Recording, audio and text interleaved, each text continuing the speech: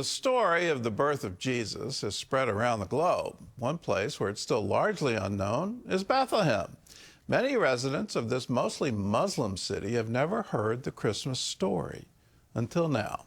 CBN's Paul Petit brings us this first-hand look at the Nativity Encounter. As Christmas approaches, volunteers for the First Baptist Church in Bethlehem are welcoming visitors into what organizers call the Nativity Encounter, a walk-through journey bringing the story of Jesus' birth to life. What's different about this project, though, is its focus. The experience isn't just for the thousands who visit each year, it's for those who live here year-round. The demographics of Bethlehem changed quite a bit. About 22 to 23-year period, we saw Christianity in Bethlehem go from being the majority, close to 80%, and 20% Muslim population, to today, 22 to 23 years later, the pendulum completely swapped. The good thing is we discovered that the Muslim population in Bethlehem are very open. So we see and know the opportunity, the window is open. That means the Shepherd's Field, where the angels first announced the birth of the Messiah, and the very identity of Bethlehem as Christ's birthplace, is largely unknown among the city's population. There are many things we didn't know. For example, the birth of Christ. We frankly didn't have that background that one knows. So we learned so many things, and honestly, the kids also saw them. I mean, we hadn't even left the tent yet, and the kids started asking, "Mom, what is this?" Pastor Khoury says the vision for the Nativity Encounter came during a ministry trip where he saw an openness to the gospel. I was invited to speak in a conference in Indonesia, the largest Muslim nation in the world. I see they're building bridges between the Muslim and Christian community.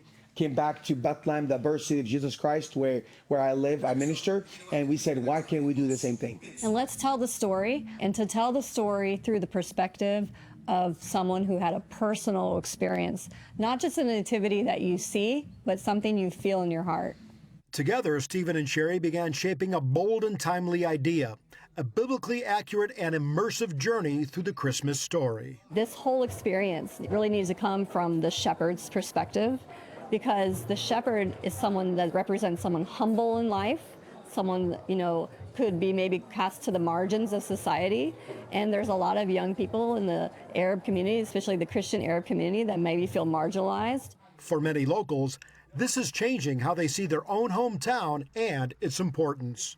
This room is all about prophecies, so we have him working on some prophecies right now, some ancient scrolls. And see, he stays in character the entire time. He does. How do the kids love it? The kids love it because they don't notice him at first because they're at the table, and then they come over here, and then all of a sudden he comes to life. It's a very immersive experience that we have for the children that come through, and for the adults too.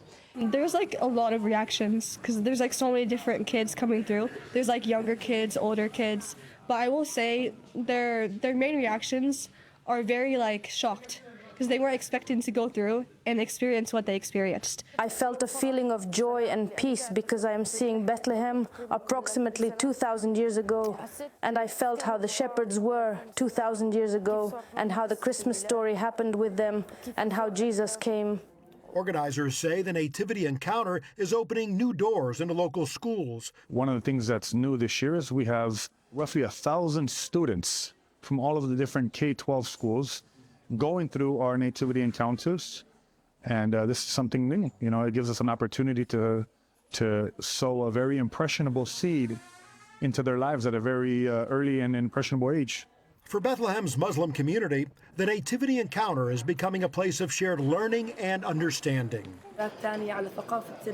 It's not wrong for one to learn about other religions. Here in Bethlehem, we have Christians, Muslims, and there are even Jews, too. We are living together in the end. So you find it nice for one to know the culture of people, or how they think, or what their holidays are, or exactly what they believe in. There's only one Bethlehem in the world. There's only one place where we know and we can claim to the birth city of the Savior, the King of the world. The Bethlehem is a city of hope to the world. But unfortunately, we live in a day and era where local people community, Muslims and Christians, have forgotten that the Prince of Peace, that this is the city of hope, and we're trying to bring hope back to his birth city. In a city where Jesus is celebrated globally, yet often forgotten locally, this project is reminding people that the story of Jesus began right here and changed the world. Paul Petit, CBN News, Bethlehem. I remember being in Bethlehem in the 1970s when it was 80% Christian. The celebration in Manger Square was absolutely incredible, and the whole town turned out for it. And to see that population completely switch under the Palestinian Authority, where Christmas is forgotten and the birthplace of Jesus. But it gives you hope that the good news can be still preached in the story when a baby was born 2,000 years ago, that baby that divided BC from AD and changed the entire world. Let's celebrate Christmas, and let's celebrate it, especially in Bethlehem.